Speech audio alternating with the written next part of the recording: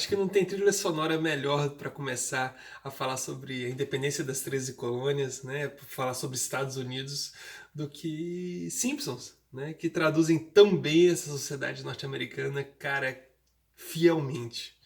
Beleza? Tá? Então, assistam Simpsons, é top das galáxias. Quem não assistiu, deveria assistir. Quem não gosta, tô nem aí pra você. Tá bom? Vamos falar sobre a independência das 13 colônias e as características dessa sociedade, né? As 13 colônias, como você já deve pensar, né? Eram 13 colônias inglesas que tinham aqui na América, beleza? E essas 13 colônias, durante muito tempo, foram sempre muito deixadas de lado pelos ingleses, e em função disso eles vão acabar formando uma autonomia. No início eles não encontraram nada de muita riqueza dentro desse território, o que acaba gerando a possibilidade de construção dessa autonomia, né?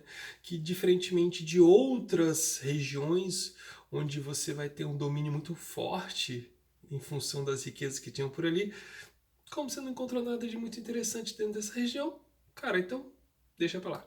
Tá? E, consequentemente, vai ser muito mais um local para depositar degredados, puritanos que os ingleses não gostavam, e outros grupos de menor importância para os ingleses que só incomodavam, eles acabavam manda para as 13 colônias. Beleza? E, consequentemente, sempre tiveram uma construção de uma sociedade baseada nessa autonomia, baseada num modelo de pensamento burguês, até porque os primeiros a entrar dentro desse território eram os puritanos, já vinham com essa concepção burguesa dentro da cabeça, e o próprio puritanismo, o protestantismo já vai ser uma base desse pensamento americano, tá bom? E esse processo de autonomia, né, que vai durar um bom tempo, ele vai começar a se interromper a partir do momento que a Inglaterra passa por um processo de revolução industrial lá no finalzinho do século XVIII, ali por volta de 1760, o que vai acabar gerando a necessidade de matéria-prima e mercado consumidor, e que por sua vez acaba desencadeando um controle maior de suas colônias.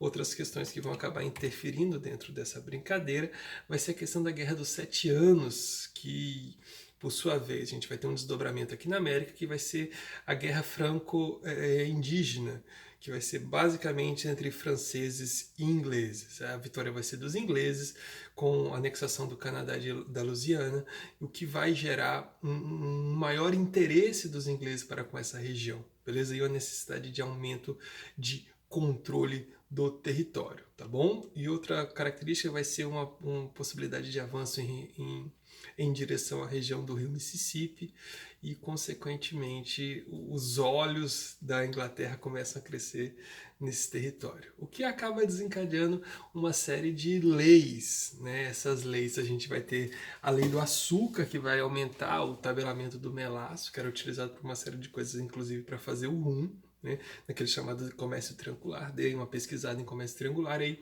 a gente vai ter a chamada lei do selo, onde qualquer documento que fosse produzido dentro da colônia deveria ter um selinho, e esse selo indicava que foi pago um imposto. E a gente também vai ter a lei do chá. A lei do chá obrigava todos os colonos ingleses, né, a comprarem produtos de somente uma empresa. Então passa a ter monopólio de uma empresa, no caso a Companhia das Índias Orientais, o que acaba gerando, né, insatisfação, porque pô, só uma empresa controlando, acaba gerando um encarecimento do produto, né, falta de concorrência, blá, blá, blá, qualidade também provavelmente cai. Cara, você tem que pensar no chá, né, no caso o chá preto, como o nosso café. Então era algo que eles consumiam aos montes, o que acaba gerando um problema muito sério, né? Imagina somente uma empresa passar a vender o café aqui no Brasil, que vai gerar de problemas, né? Acho que gera até uma revolução social, como aconteceu assim na, nas 13 colônias, tá bom? Consequentemente, em função dessas leis, a gente vai ter uma reação dos colonos, né? E o grande símbolo dessa reação vai ser chamada Tea Party, né? A festa do chá de Boston. Nessa festa do chá, eles vão destruir um carregamento de chá, como na cidade de Boston, né? E consequentemente acaba gerando uma reação por parte dos ingleses, né? E os ingleses vão descer uma série de novas leis para com os colonos, as chamadas leis intoleráveis. Entre elas, a gente vai ter a ocupação de Massachusetts, onde ficava Boston, né?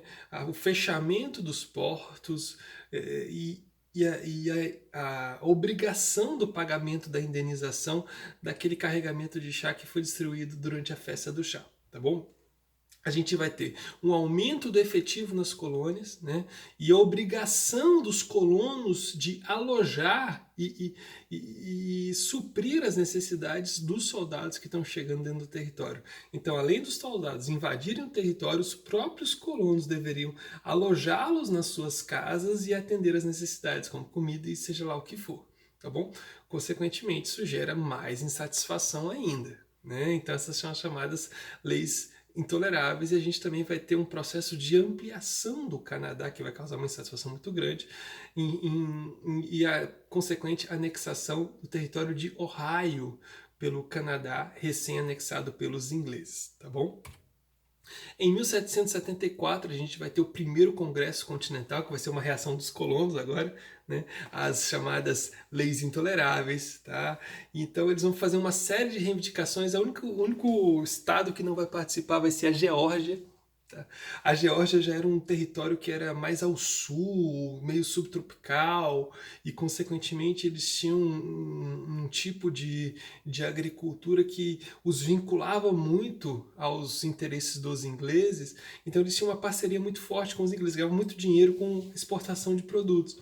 E consequentemente eles vão ficar meio de fora, eles não vão mesmo querer uma independência, uma emancipação, pelo menos não nesse primeiro momento, tá? Grandes reivindicações que eles vão fazer: fim das leis intoleráveis, tá? Mais direitos para as colônias, né? A possibilidade de negociar com a metrópole, tá? E a possibilidade de ter representantes na na Câmara dos Comuns lá na Inglaterra, tá? Tudo isso acaba sendo as reivindicações dele. Obviamente, o rei não vai aceitar. Tá? E essa não aceitação do rei acaba levando ao aumento do efetivo britânico aqui para acalmar os colonos, o que não acalma em nada, acaba gerando mais tensão ainda, tá bom?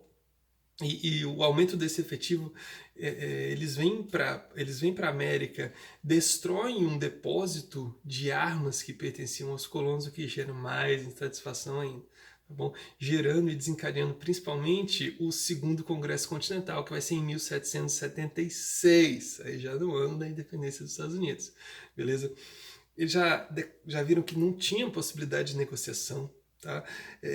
Já estavam nesse segundo, a partir desse segundo, já estavam pensando num processo de emancipação, de independência mesmo, e já estavam formando aquela ideia de federalismo. Né? A gente tem que entender que antes mesmo da independência, eles eram estados separados em si, com suas próprias leis e tudo mais. Então o federalismo está no cerne do processo de formação dos Estados Unidos, diferentemente do Brasil, né?